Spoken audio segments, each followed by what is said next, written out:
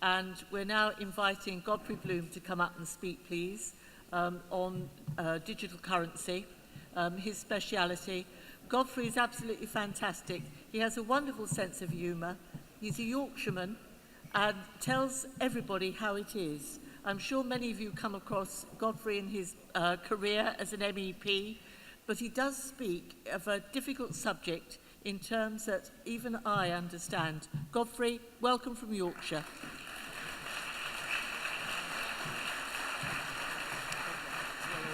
Thank you, sweetheart. Well, good afternoon, everybody.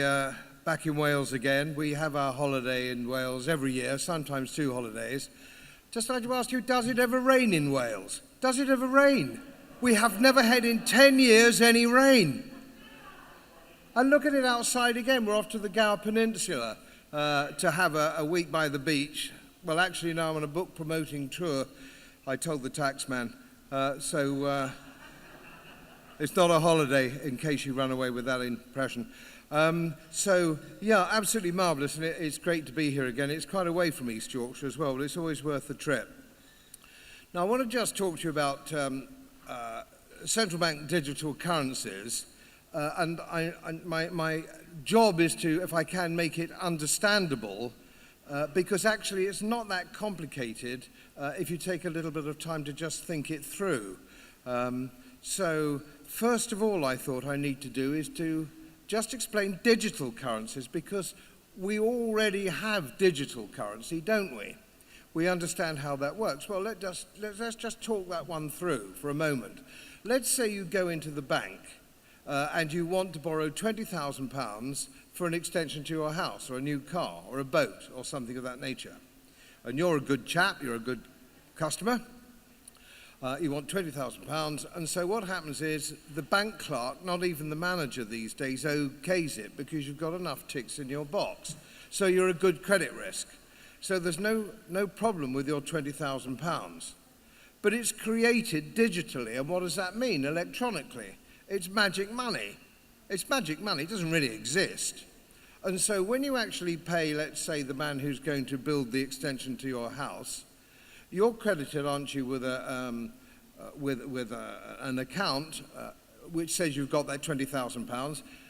Your bank then transfers that £20,000 to the builder, and that goes into his bank account. It could even be in the same bank. So we've just had 2 transactions. So even within maybe 48 hours, there's £40,000 that didn't exist 48 hours ago. There's £40,000, 2 lots of £20,000, which have been actually credited in the bank's books. And that's happening all over the country, it's happening all over the world. And is it any wonder, of course, that you get inflation? And monetary inflation causes asset price inflation, and asset price inflation eventually translates into the high street. It comes off Wall Street into the high street, which means ordinary prices that ordinary people are paying on food or whatever they're buying inflates. That's the nature of the beast. It's creating too much fake money. And of course, governments and not just banks do this all the time. They never balance their books. The last time the British government balanced its books was in 1988, 1988. So they never balanced their books. And of course, if you were a business, or a small business, or medium-sized business, if you went on doing that, eventually you'd go bankrupt. But of course, the country is bankrupt. The United States is bankrupt. The Fed actually owes something in the region of $37 trillion. This is beyond human imagination. And when you watch a program, do you not, on outer space, and you see Professor Brian Cox, no, you wouldn't watch him, would you? He's far too much of a lemon. But let's just assume you did watch him. And he's talking about planet Zog, out 58 trillion light years away or something. It's beyond your concept. It's beyond the concept, the human concept. When you get above about £1 billion, and I'm in the business, or was in the business, you begin to lose it, don't you? 1 billion, what does 1 billion mean? It becomes meaningless. And when you get to 1 trillion or a quadrillion, it becomes even more meaningless. And of course, that's the kind of debt that we have now just in this country. And let me just stick to this country for the time being. Otherwise, the numbers become ridiculous. But it's true of the United States, Canada, the European Central Bank, the Europeans, the EU, Japan, so on and so forth. So this is a global phenomenon. And this is the problem that we have. And we've had a free ride. Everybody's had a free ride with free money. Now, interest rates, the point about interest rates is that they value the holding of money for a period of time. So you say, I won't buy that today because I'm going to wait till I can afford it because I'm getting 5 or 6 or 7% interest. And interest rates that you have in either bonds or on your deposits, those interest rates have to cover the rate of inflation and then a bit for you to make money on your investment. It doesn't matter whether it's a deposit or whether it's an investment or it's a bond or a yield or a gilt. It doesn't matter. You have to make that little bit of extra money to make it worthwhile. If you don't do that, if that can't work, and it can't work, and it hasn't worked now for probably 30 years, you simply buy on the chucky today. You might as well buy it today because you can't invest your money anywhere safely within a decent rate of interest. So you might as well have whatever you want today and devil take the hindmost. And that's what everybody does.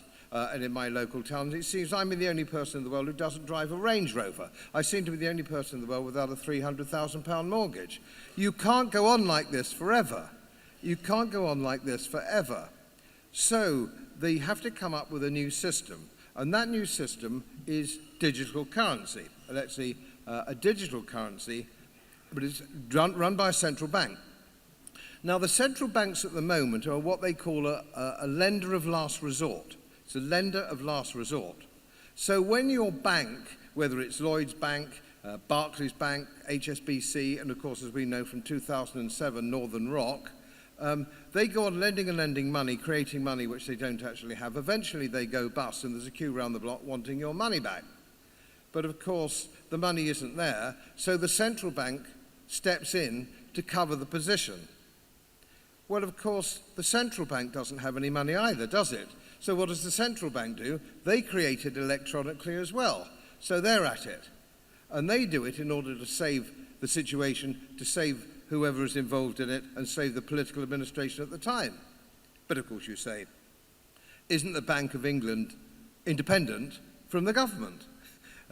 I can't believe an audience like this would actually believe that, but some people do believe it. Politicians believe it.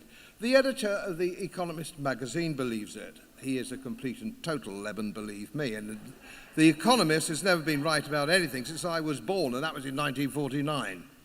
No, you say, no, nay. 59, surely. No, I didn't hear it. Okay, fair enough. But this is a silly situation that we've got ourselves. Money is totally degraded. Let's just have a look at your deposit for just a second. You go along to your bank, let's say you put in £10,000 into your deposit account. Because, okay, they're giving you 2%, 3% or 4% interest, it's pathetic. And you want it there sort of on demand, which is why it's in the deposit account, because you may want it at some stage later in the year for a holiday, or a new bicycle, or new whatever it happens going to be. That's the reason for a deposit account. Most people in the country believe that that money is theirs. They believe that their money, and it's in the bank for safekeeping on deposit. Well, it's not. And you have to go back to the banking charter in the 1840s, which came in the 1840s, that as soon as you give your money to a bank, it becomes theirs. They give you a credit note, which is a bank statement. So you give them £10,000, they give you a bank statement saying, yes, £10,000. That's a credit note, all right? That's a credit note. That's all it is. And if you go back and want it back, and if everybody goes back at the same time, which is what happened with Northern Rock when you have a run on the bank, because banks are built on confidence, and if people lose confidence, what actually happens is the bank goes under. Now, this is the problem that we have. It's ephemeral, it's based on confidence, and you have something called Basel III. That is the international regulation which regulates all banks across the globe, certainly in the Western industrial democracies. Basel III it's called. Well, it'd be better named Basel Faulty, because it doesn't work. Absolutely bloody ridiculous. This means that they have to keep 10% of your money back in case everybody turns up. 10%. It's called fractional reserve banking. So they've only got 10% of your money. So if everybody turns up, of course, the money isn't there. And they've come up with this wonderful idea of bank bail-in and bank bail-out. Now, bank bail-out was when the central banks, backed by the politicians, stepped in 2007 and bailed everybody out with fake electronic money. Now they're talking about something called the bank bail-in. Now, the bank bail-in means that the bank can then say, we can't give you money back, but what we can do is we can give you bank bonds or bank shares in lieu. Well, you could stick it on a nail if you've got a down in Wales who's still bloody shitting outside, I don't know. The stuff is absolutely useless. It's useless. Why would you accept shares in a bank which you know has gone broke? And the reason you know it's gone broke is because they can't give you your money back. So we have the bail-in. And the first time we saw a bail-in happen actually was when the Bank of Cyprus went down in 2007, which some of you will probably remember. That was a bank bail-in, and they just confiscated everybody's money in the bank. And that's what it is. And that's what you're going to get next. And the government will say to you, your bank will say, oh no, you've got a deposit guarantee. You have a deposit guarantee, and it's £80,000 or £75,000. So if all the banks go down, you're covered by a bank, by a fiduciary guarantee, banked by government. But the government doesn't have any money. So what do? They digitalize it and they produce it out of thin air again. So they're paying you your 80,000 back, but by the time you go out to the bar, a pint of bitter is £80,000. So it's useless to you. And this whole roundabout, it goes on and on and on. So this is the problem that you've got. It's magic, and in my book, if I may plug my book, The Magic of Banking, because it's magic. It's magic, it's not real. And the reason that we've seen the total destruction is we've had that system of fractional reserve banking, we've had that system of digital money and the creation of fake money. We've had it now for decades, and that's one of the problems that we have. And this is the one thing that we don't seem to be getting over. The fact that the politicians don't believe that they can go broke, they don't believe that they can default, and they go on thinking they can get away with this forever. And of course they can't. Countries can go broke. They can go broke, and they do, and they have gone broke. Banks can go broke. There's a run on banks. So what you actually have is a form of, we saw in the Weimar Republic in the 1920s, paper money that's just, it's paper now, but it's digital now. But the principle is just the same. You've got a wheelbarrow load of the stuff, and it's absolutely no use whatsoever. So that is the problem that we have, and that is digital currency. We have that already, and it's already failing. Now, what is central bank digital currency? And Mr. Edwards put this point very well. It's what they do is they say, well, I tell you what, the central bank, which is sometimes called the lender of last resort, it's the lender of last resort, that is your central bank. So you have this extraordinary situation where they're guaranteeing everything, but they have actually no money of their own. But if you can only have a digital currency, you're not allowed to have anything else. If you're not allowed to have cash, it means that the central bank can control exactly what you spend your money on. Of course they can, and it's quite straightforward. And you have a centralized government. Some people just say, oh, conspiracy theory. Nonsense. If you Google up the WEF, the IMF, and the United Nations, they are quite open. There is only one decent thing about Klaus Schwab, and that is he's honest. He's honest. He's telling you what he's going to do. And of course, what do the Brits do? Because we've got such a great sense of humour, we all roar with laughter. No, you couldn't take him seriously, could he? He's Peter Sellers, isn't it? We keep waiting for him to pop out of disguise. It's really Peter Sellers. So we can't take any of this seriously, but it is deadly serious. It's deadly earnest. This is an evil man. And then you have to look at his stooges in the WEF, who are in great positions of power in this country. And again, it's on their own websites. This isn't a conspiracy theory. They're quite open about this. So you have the Prime Minister, the Leader of the Opposition, the Chancellor of the Exchequer, the Archbishop of Canterbury, and King Charles III. Yeah, oh yeah. He's absolutely in favour of it. He thinks it's absolutely marvellous because he thinks he can be king of it. He thinks there's a space for being king. Well, he would think that's perfectly natural, isn't it? You don't just be king of a small island. You, as the Commonwealth disintegrates, you want to be king of a whole big thing. And so that's what he wants to do. And he admits it. He's perfectly upfront about it. And you can see the clips on the WEF. And indeed, I think I've been told you can see the clips on the King's own website. So we have this ludicrous situation where everybody's, but of course, they don't mean them. You can't travel, you can't drive a car, you've got to stick in your 15-minute city. We used to call that a ghetto, didn't we? We used to call it a ghetto. And some places they called it a gulag. Before the war they called it a concentration camp. But they're quite upfront for it. You know, we'll only have to go, it sounds like, oh, well, that's great. What's wrong with 15-minute city? We only have to go no more than 15 minutes to go everywhere. But it's a prison, and it doesn't apply to them. And I think we all know when I say them or they who we're talking about. It's people who aren't us. It's people with billions of pounds, billions in private jets. So they're not going to suffer from this. This is for the little people. And once they get their hands on the lever of power, you will go, as Mr. Edwards was saying earlier, you'll go and you'll want, you have your card, and there'll be a social credit system, like there is in China, and you'll want to fill up your car. And they'll say, I'm sorry, you've had your year's ration of petrol. It'll be just like the war. You've had your ration of petrol, you've had your rations. And they won't give you, and you have to pay in advance. You cannot fill up your car. You go to your butcher's and you want a joint of beef for the Sunday lunch. And I'm sorry, you've had your meat ration. We've been here before, but when we did it before, it was in a good cause. It's not a good cause now. So we've got to really do something about this, and Mr. Joe was quite right, cash. Use cash wherever you can, because it springs up onto the computer for everybody, all the, Tesco and all the rest of these people. They'll see, just a minute, we've still got 20% of our turnover is in cash. So they will then turn around to the government and say, that we can't do this. We can't do this. Now, my wife, who's at the back, who's had to listen to all this before over the breakfast table, probably committing suicide as I speak, she said, you've got to lead them with a more positive message. And the positive message is, if you think that this can work, imagine what this government's done to the National Health Service.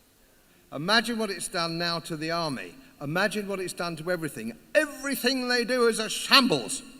And if you look at them, and if you look at the gangsters that run the country and the gangsters on the shadow benches, they just can't do it because they're too stupid to do it. So we will find, the free market will find a way round it. The oligarchs will find a way round it, of course they will, we know that. But ordinary people will find their way round it. And I'll give you just one positive tip, if I may. I'm what they call a gold bug. I believe in gold, and it doesn't matter how much money you've got, if you've got very little money or you've got a bit of savings put by. The one thing they can't get at is gold in specie. And I often, if I'm lecturing at a university, I hold up, I don't have one today because I'm in Wales and you'd nick it. I used to have, I'm only kidding.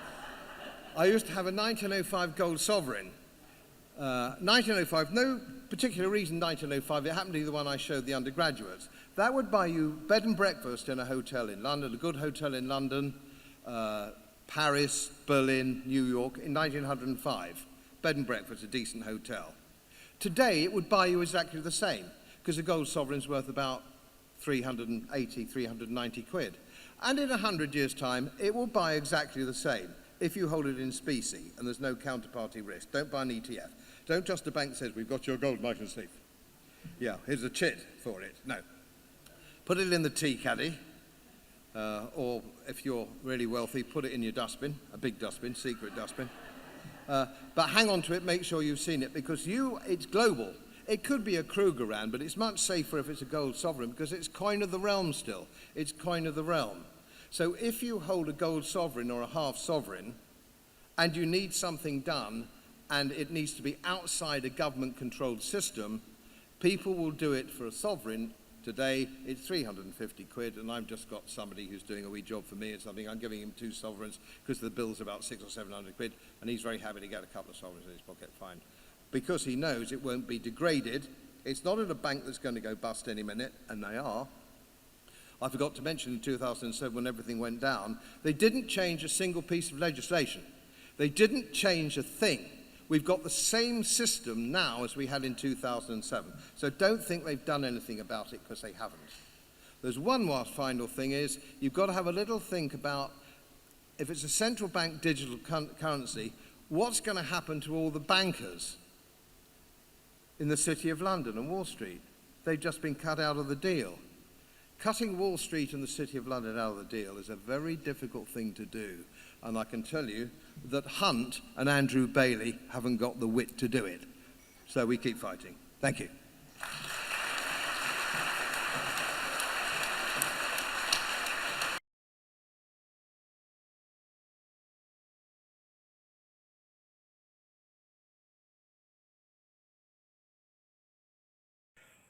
As most of you know, my work is very heavily independently research-based, and I get my information from all over the world. It would help if you press the subscribe button and the little bell next to it, because the more subscribers I have, the more likely it is that international independent research institutes will share their material with me.